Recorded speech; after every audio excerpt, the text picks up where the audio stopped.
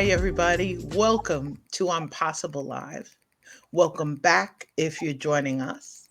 And let us know where you're joining us from and a way we can help you spread seeds in between our 𝗵𝗲𝗶𝗹 lives.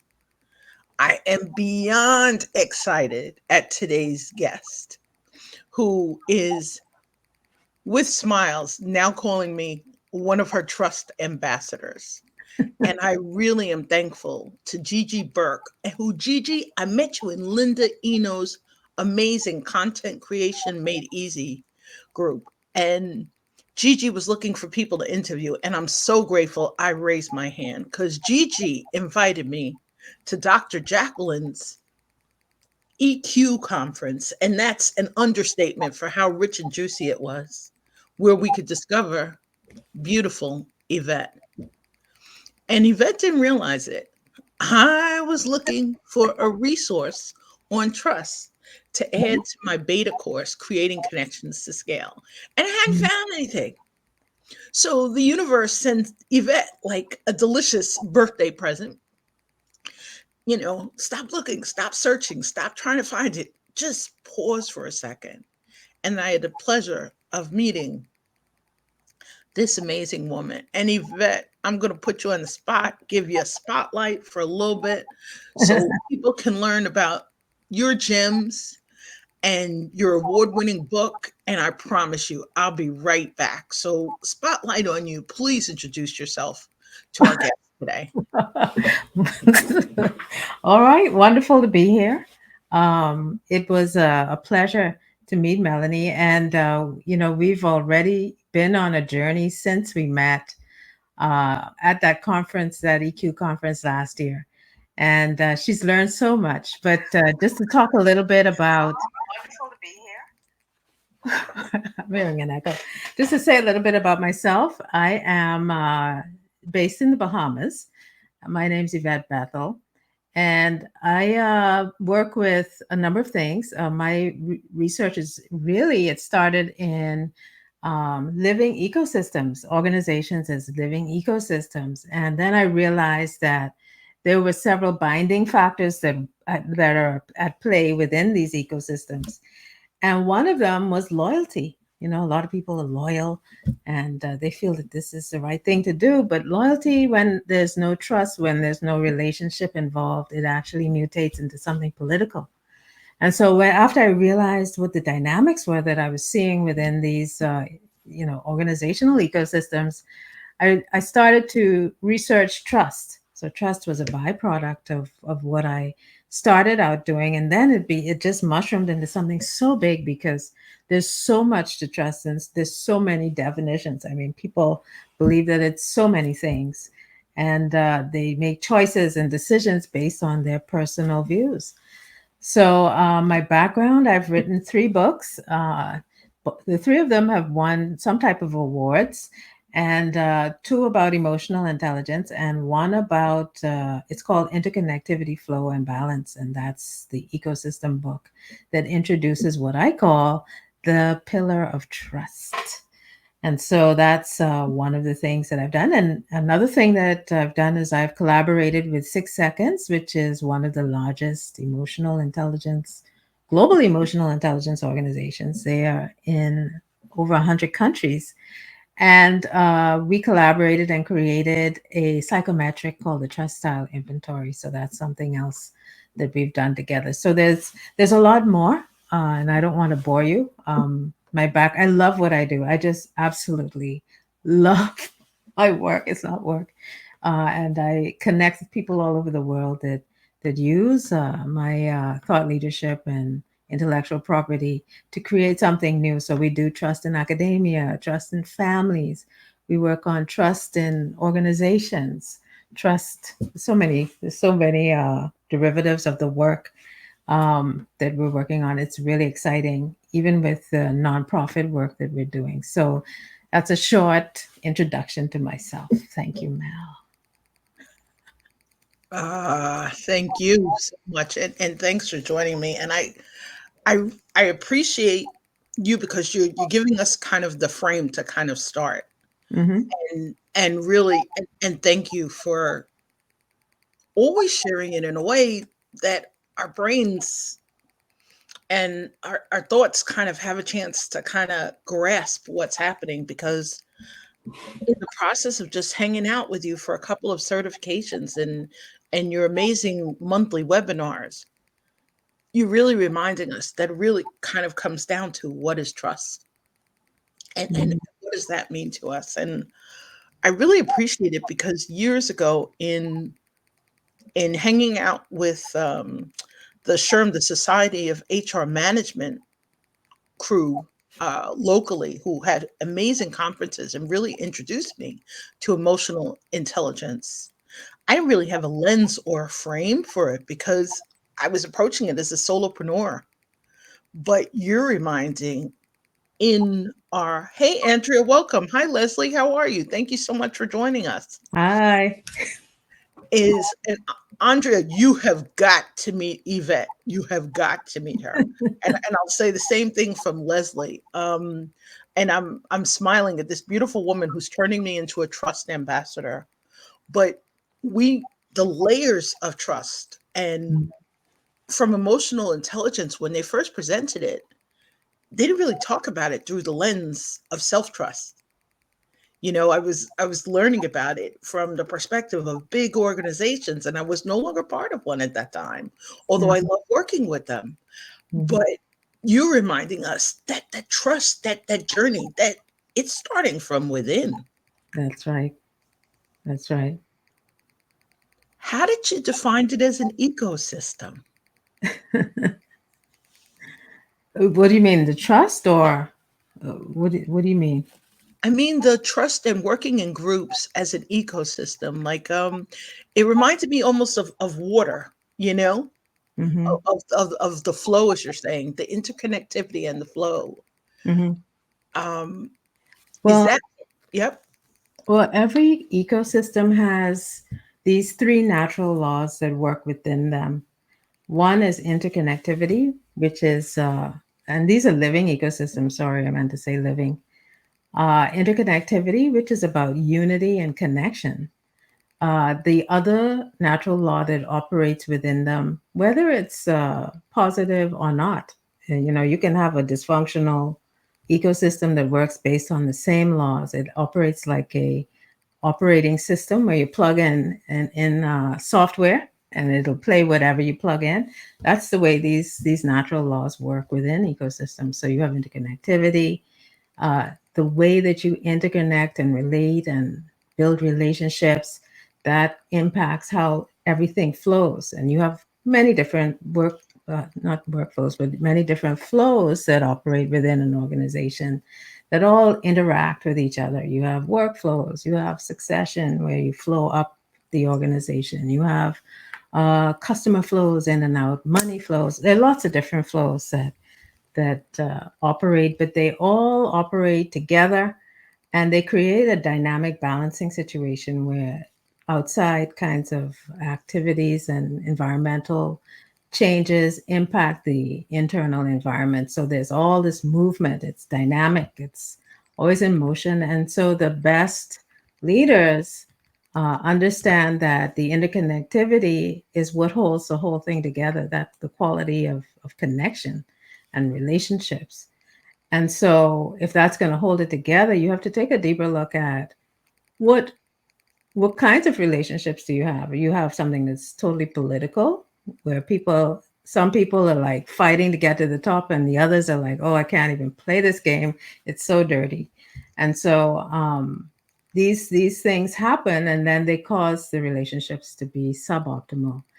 And what happens as a result of that, if you do not get to trust, then the organization can perform and it can be high performing, but you tend to have some issues with retention of your best people. It might not be as high performing as it could be. All kinds of things go wrong. Morale and engagement fall. Global statistics show that engagement around the world was it below 35% or something. I think I can't remember the most recent numbers, but it's not good. It's not great. And people are like, whoa, 35%, yay! But that's not ideal. So It's the trust is what brings the quality to the relationships in the workplace. And it's not an easy thing to achieve. And because there's a lot of legacy issues and conflict and things like that that exist within organizations, because people are people and they make mistakes. But because there are legacy issues, trust is not always possible. And that's something, if you're facilitating trust or if you have a team, you have to keep that in the back of your mind, because it isn't always possible and you really can't force it. Otherwise, they won't trust you. Which is so big after, decades of working in cultures where there were a lot of micromanagers Mm-hmm.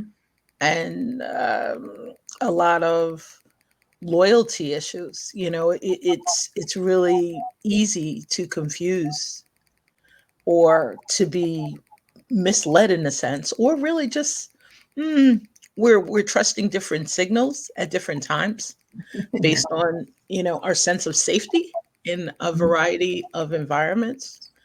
um, and I think I appreciate you because I didn't realize how complicated it was. In today's title, I love that you're helping me lead our conversation by talking about navigating trust opportunities, because for decades I saw the barriers. And I would mention it from a personal perspective of having implicit trust issues, which felt like big heavy boulders, and there was not necessarily an infrastructure or a system that helped alleviate them or discharge them. Mm-hmm. And it's kind of interesting. And hey, Roz, thanks for joining us. And Andrea, thanks again for popping in. Hi, Rob and Andrea. As we're navigating our role in trust, but really, when you mentioned ecosystem, boy, you had me in a second, because I remember feeling like a lone fish sometimes in a big ocean, because sometimes the culture didn't support your movement, Mm-hmm. whether it was locating, glass or concrete ceilings, Mm-hmm. or running into people who had microaggressions or some power and control issues, so to speak.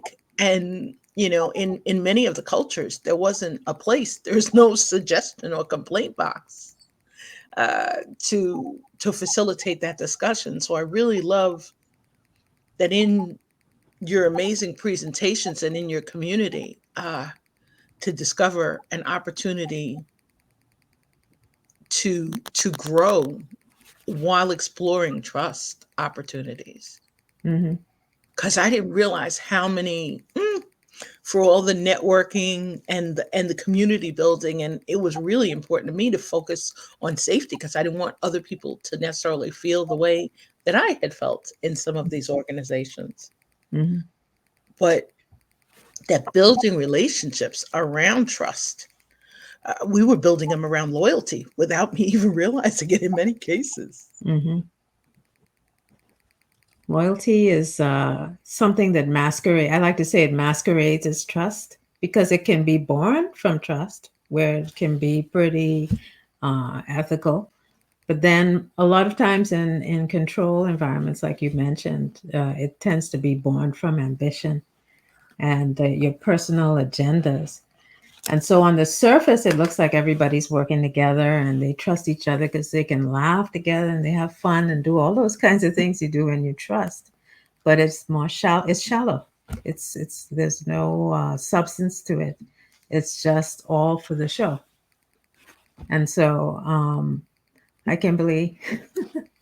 So with loyalty, it's important to be able to uh, really identify the difference between what is do you have loyalty going on in your organization, or is it really authentic? Is it trust? And it takes some time to figure that out. Because I remember when I started working on all of this, and I came across this team. They seemed to have it all together. They were laughing together. They were, they'd go to lunch, and the executive team would eat together, and it seemed like there was so much camaraderie. And it took me a few months to understand that none of that was real. It was more about them surviving and doing what they needed to do to survive in a cutthroat environment that they had created. So you really have to look beneath the surface with trust and all these things. And the fact that someone needs, like you mentioned, a complaint box, the fact that that is needed indicates that there's something not right. Because the ideal should be that the person can go and speak with the people that they need to talk to without having to hide who said it. They should be able to be free to go and speak because the relationships are trust-based and they know that the information won't be used against them. So I can tell when I see that there's a need for those kinds of things that they're not quite there yet with trust. My first job was in a family business. Mm-hmm. And it was interesting because there were no private offices. So it made it look like, it was like open spaces. And this was ages ago, there were no cubicles to divide us, but there were walls and no one had a private office. So everybody it was that feeling almost of being in a fishbowl. Mm-hmm. If you needed to have a private conversation, I'm not sure. And that was way before cell phones. I'm not sure how any of us handled that. Mm-hmm. But I remember having an amazing boss, and his name was Harry. And Harry had this soft, gentle voice. He really set the tone for safety, to remind you that as long as your voice wasn't heard, really wasn't truly expressed, that it wasn't, that it gave you an opportunity to kind of blend in the background without getting noticed for the wrong reasons. I think that was the example he was trying to show us, because he had a bunch of young staff. And someone said later, who I had met at like the first company event, they took us to a Dale Carnegie course, and they taught us how to remember names. And I remember thinking, oh, what a cool course in Dale Carnegie, and really being very impressed. And meanwhile, in the corners, there were people doing what Harry did. They were whispering. And somebody was like, what are we doing here? I remember hearing that just before someone welcomed. It was like, it was during a business day. And it wasn't a company that gave you a lot of breaks. And the person was commenting on some cultural things that we as younger, newer employees, we hadn't quite noticed. And somebody finally said, well, they went to a conference and they're going to make a bunch of changes that they're not going to model from the top.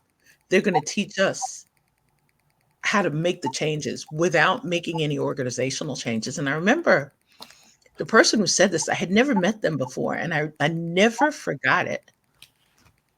And they really were right. They made a lot of changes within the organization. We learned later that they sent us to this course on how to remember names because they were about to turn the young women into cashiers.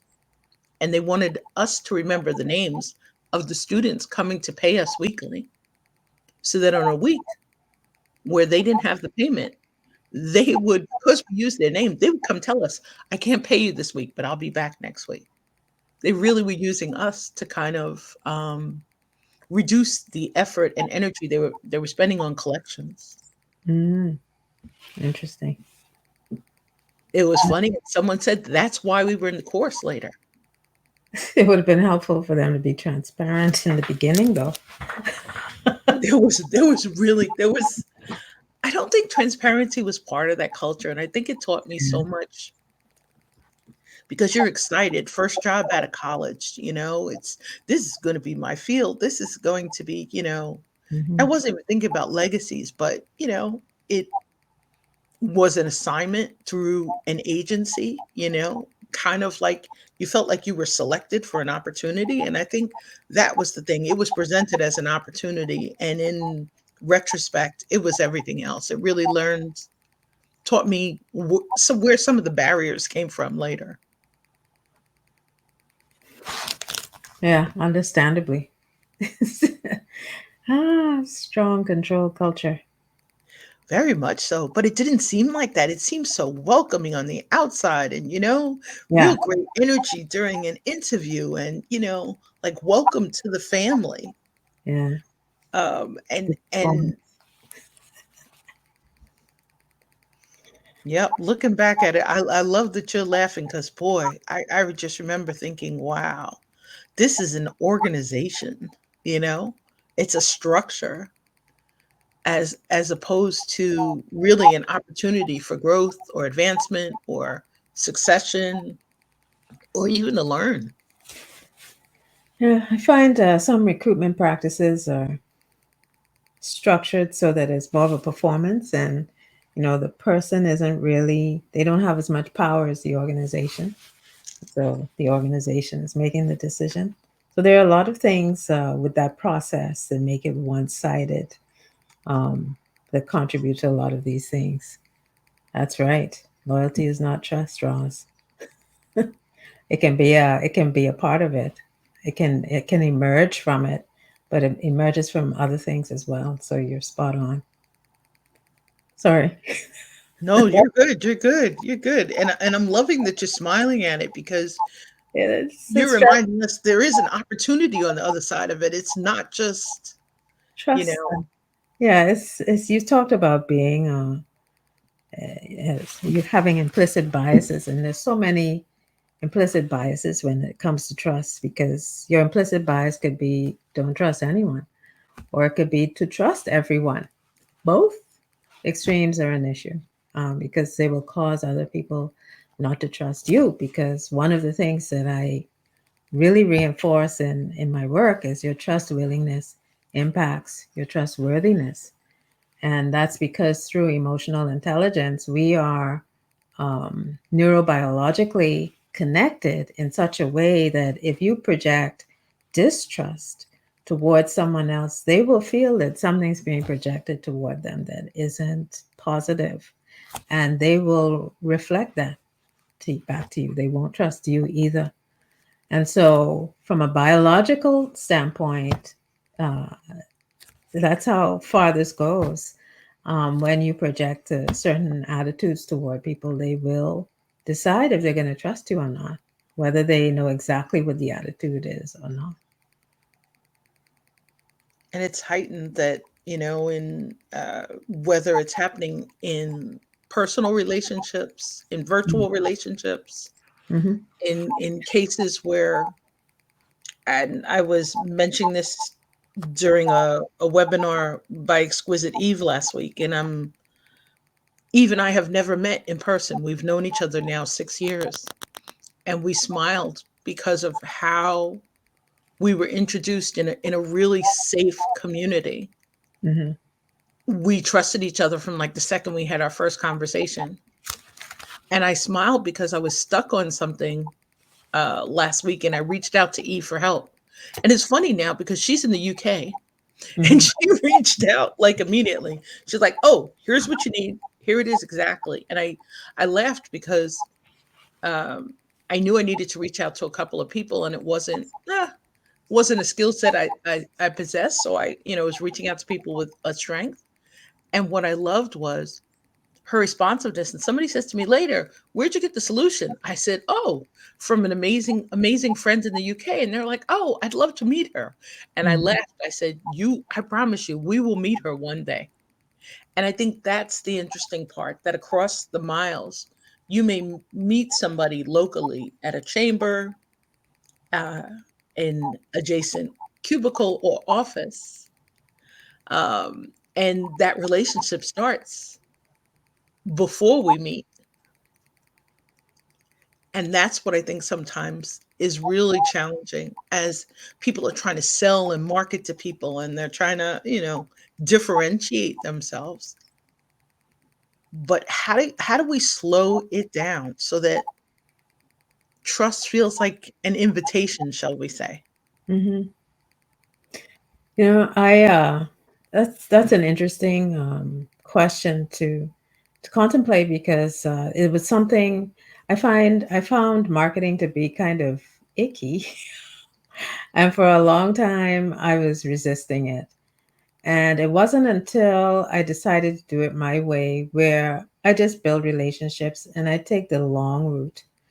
Um, Not everybody has that, um, I guess, opportunity, but I'll sit and I'll help you build your company. I build that relationship because I try to um, live the interconnectivity, flow, and balance work that I preach.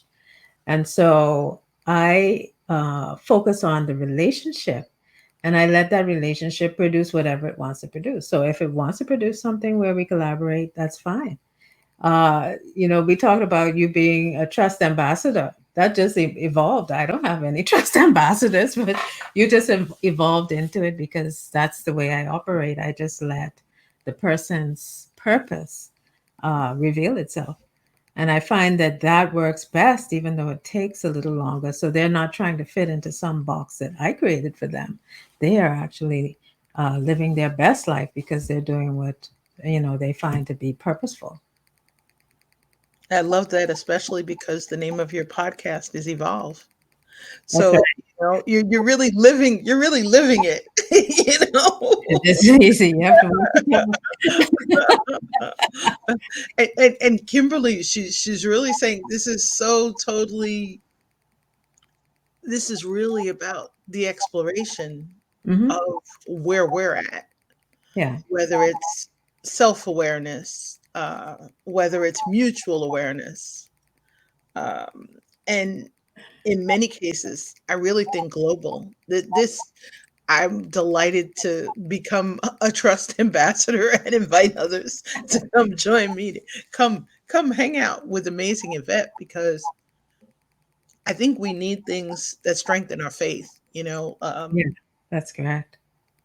Kimberly made me think of something else. A great place to explore ourselves, and I think this is important, and particularly now where we're in an environment globally where there's so much division, and so many people are telling us what to believe and what identities are and all of this.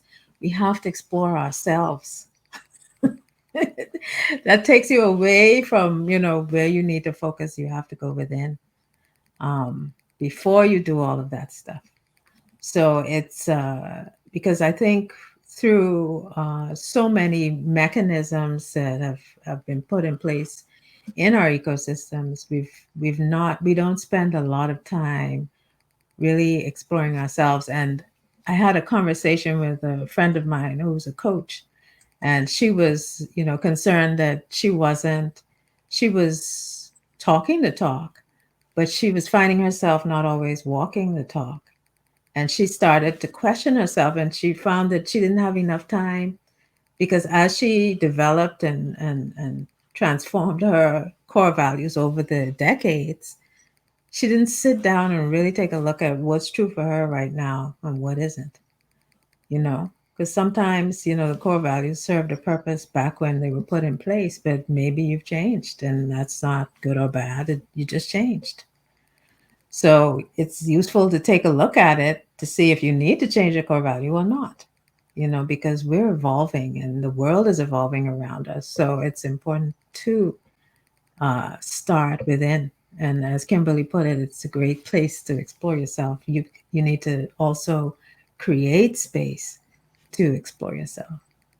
Thanks for sharing that, Kimberly. I appreciate you and Kimberly's comment also from the perspective about building relationships, that Mhm. sometimes the focal point in marketing and sales is building relationships with others. Mhm. And we don't necessarily notice um, what's happening within. We don't have a chance to acknowledge it's whether it's timing. Um, and I appreciate Louisa's reminder that cultural competence starts within. That's right. I think we lose the understanding of ourselves sometimes in complex cultures. We can sometimes be pressed for time, or feel like we're in pressure cooker situations. Yeah, or you can have groupthink. People can slip into groupthink without even giving it a second thought. You just hear them arguing all the same point without taking a step back. And groupthink isn't good for any organization. Diversity, and divergent thought is way better because it tests the ideas in a more robust way. So, you know, the groupthink it just makes things faster and more expedient. I love that, and especially as you're saying from divergence. So kind of the not necessarily not necessarily being the disruptor, Hmm. but being willing to be in cultures that foster innovation or encourage creativity. Or trust. Mhm, If mhm. you trust, you'll be willing to be innovative. You'll be willing to be creative and divergent. In some places you just can't. And that just means you're probably not in the right place for your growth. Mm.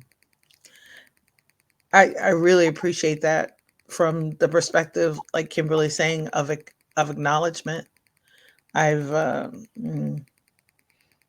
I spent 13 years in a culture asking, what the lessons were. I almost left after 2 weeks, and motivated by a need for, I think, financial security after Mhm. recessions, or job security, or new changes, and really wanting to become a homeowner.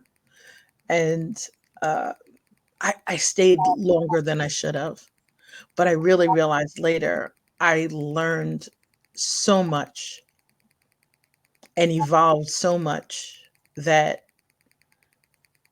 it really reminds you, if we're not measuring or evaluating our trust the same way we do progress, Mhm. or before you take a step, as you take a step, if you'll take a step, but also to give ourselves the freedom to move towards it, or away from it. Mhm. And what you're talking about is self trust. I have a model of self trust that's called Say Yes to Me. And it's based on Shonda Rhimes' book. I think it was The Year of Saying Yes. And really, the model and her book were both about um, really trusting yourself. And in her book, how she did it was, instead of saying no to opportunities that were showing up, she started saying yes, even though she wasn't sure if she could do it. Um, if she had the skills or the time or whatever to do it, she just started saying yes. And she said that's when her life just went on the trajectory that took her to where she is now. So I love that story. And so I call the model Say Yes to Me, because self trust is about saying yes to yourself and trusting that you're making the right decisions, even though you may not have all of the information that you need um, in that moment. You trust yourself that you have the skills you need to navigate the uncertainties that present, after you cross that threshold. So it's a journey. As you earlier said, self trust is definitely a journey. Hmm. I want to thank you for the invitation to explore it. And I was smiling because Susan Diamond, who I haven't seen in a while, and hey, Susan, if you're around, a reminder to reach out to you. Susan Diamond, we were talking about something recently online, and Susan's like, "You are a constant optimist." And I smiled. But then I said to a really good friend, "I am so not a constant optimist." And she says, And I laughed. Really good friend says, "You're a trust optimist." And I Mm. started laughing. Yvette, this is since I met you. These are not words Mel would use to describe herself. You know? Nice. And then there's also realistic optimism. So you can, I think it was Martin Seligman that came up with that term, but that's really about knowing that you're always empowered, but you're also very aware of your surroundings and your environment, and you're being honest with yourself about it. So it's another way of practicing optimism. I like that. And I'm going to make another note. I tease all the time from hanging around with Louisa and Yvette. I am constantly writing down the name of books. Sooner or later, we're going to have a book club, you know? Uh, But Yvette, while we're talking about trust, you have a lot of opportunities for others to come and join you on as they're at different stages of their trust journey. Let's share Oh, some of those gems so people will know where to find you besides looking for your award-winning books. okay. My website is orgsoul.com. It's short for organizationalsoul.com because every organization has a soul, and part of that soul is the people, that collective force that we come together when we're unified and we become the part of the soul of the organization. So that's the name of my company, orgsoul.com. You can find me there. And what was the second question? Oh, thank you. Thanks, Catherine. I'm having a senior moment. What was the second question, Melanie? Where were just other places for people to be able to find you in your Oh, okay. upcoming events? Okay. For my events, I have one coming up tomorrow, which is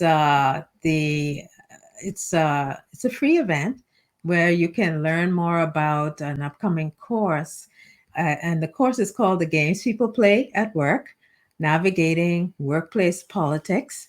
And we bring in trust, and we bring in some ecosystem work, and we look at really political systems. But we start with, it's everything I do is inside out. So we start with you and how you engage politics and power, and help you to understand that whether you think you are or not, you're doing it. Whether think you're out of the game or not, you're in. Can't get out. And if you don't play, people will play you. And so you become a pawn, and sometimes without your knowledge or permission, because they don't always tell you that they're using you. Sometimes where we shut ourselves off because it's so dirty, or we perceive it as so dirty, we don't necessarily see when we're being used, and for an outcome or an intention that we would never support if you knew what they were doing. So this is really about taking your power and using it the way you want it to be used, as opposed to allowing someone else to manipulate you into using your power in a way that you would never agree with. So that's the what the course is about, that I'll be sharing more about tomorrow. And I have another website that is a blog, a podcast. I have a blog too, but it's called Evolve, as Melanie pointed out. It's on Podbean, it's on Stitcher, it's in, I think it's on, it's 6 different places. I don't always remember all of them, but I interview people and they interview me, and sometimes I just talk about things that I love to explore, like paradigm blindness and off the beaten track kinds of topics. So you can go there if you'd like to learn more about ecosystems and trust. And finally, the final one I'll share with you, I have others, but the one I'll share with you is the IFB Academy, where we have free sessions. You can actually enroll at Eventbrite for the Pillar of Trust free webinar series, and each month I provide a free session, and it's a trust topic. There's so many. Trust is such a vast topic that you can join in and really only for an hour, and you get like rich information that you can use immediately. I don't tend to sell on these calls. I try to give you information that you can actually use. So that's that. And at Learn World, we have the IFB Academy, and we have courses like the games people play at work. We have multiple certifications in trust and organizational ecosystems. We have courses. We have an emotional intelligence simulation. We have lots of interesting things there. It's all based on my research and work. So we have coaching tools you can use with teams or your clients as a coach or consultant, or as a manager of some type. So, to keep that team spirit growing. And I don't know, Melanie, you want to share on any of those tools? You've been using some of Oh, many I tools.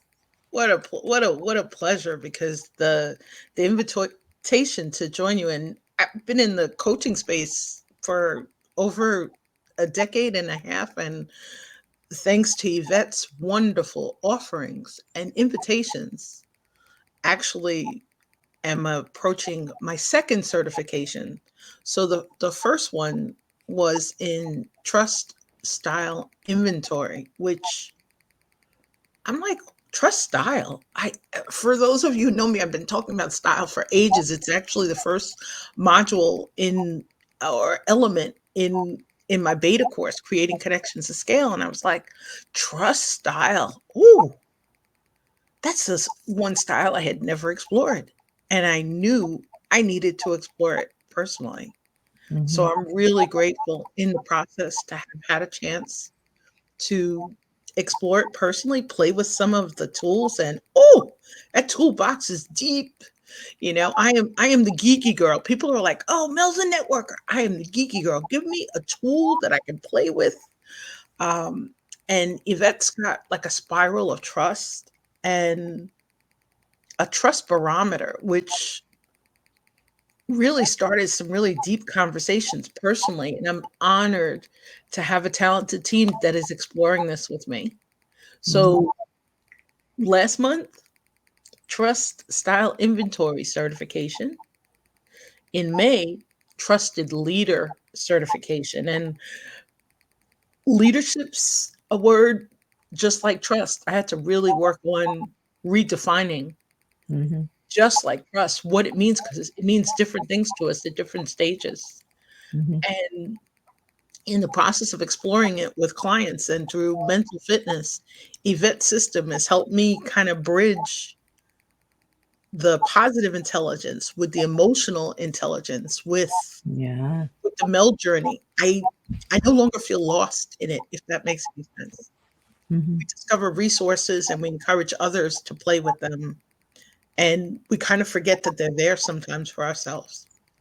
Yeah. There's one more thing that we started this year, which is called the Trust Conversations. And it started out that we were thinking it would be like a TED Talk. And we thought, no, no, trust is something that you have to continuously talk about. And so we created something based on my IFB model combined with the Say Yes to Me model. And we now have a process where we, through powerful questioning and using the model to take the questioning through a process, we created a series of talks or not talks, conversations, because it's a conversation between two people or more than two people. And the conversation is designed and choreographed so that it continues to grow and flow. And so what that means is our first one is coming up in Riverside, California, at a community college there. And what we're doing is for the year, the theme is psychological safety. And the conversation is about, one person's experience with psychological safety. How did they feel in that moment? What did they decide to do? And we're not looking for perfect examples of you know what you have to do to get it right. We're looking for any example, because sometimes we get it wrong, and that's life. And so we want, we're looking for people who are willing to and have the courage to go deep, because it's a heart talk. It's not someone standing up and reciting some kind of, and that's okay too. But it's not recital. It's more connecting, which is what we want to be about, connection. So connecting with yourself, connecting with the people speaking, and then connecting conversations, because we're starting with the students, and then we're going to connect that conversation to the faculty and to administration, then bring it back to the students so that we resolve the psychological safety issues within that community. So it's a model for really not just talking about it, but actually doing something about it. And so that's we have one that one in May. I think it's May 2nd. We have another one in Sardinia, Italy. We have more planned in Brazil, Bahamas, all over the world. So we are really excited. And the student ones are going to be for free. We haven't decided on the organizational ones, but right now they are for free, so you can tune in. So there's lots in the world of trust, so that you can expand yourself, expand your career, expand your business, and expand your clients. It's all interconnected. Oh, we truly have to thank you with that delightful laugh for your invitation to be our guide, and an invitation to explore, whether we're doing it personally, professionally, spiritually, or That's right. all of the above. And really, I cannot thank you enough for joining us today and for your amazing resources and just your talents. I'm looking forward to curling up with your books, but I'm ready for autographed copies. So I'm gonna have to come hang out at a trust conversation. Yeah, that's right. That is it. That is it. All right. So But thank I you. can't thank you enough for joining us, Yvette, and thank you for your smiles across the miles and for Thank you. reaching through just to really help us explore being a better version of ourselves, so we really Yeah. can try and make this world a better place for everyone to live in and flourish and thrive. Yes. Oh, that's all there is to it. Flourishing, thrive, alignment, purpose, and trust. That's it. That's it. That's it. And come hang out with Yvette and learn more about her gems as she inspires us all to make this a better world. And thank you again. Yeah. Take great care. Yes. Please join me at my free events. Please. Her webinars are amazing. And stay safe, stay well, stay inspired, and please stay in touch. Yes. Thank you all. Take great care. You're welcome, Kimberly.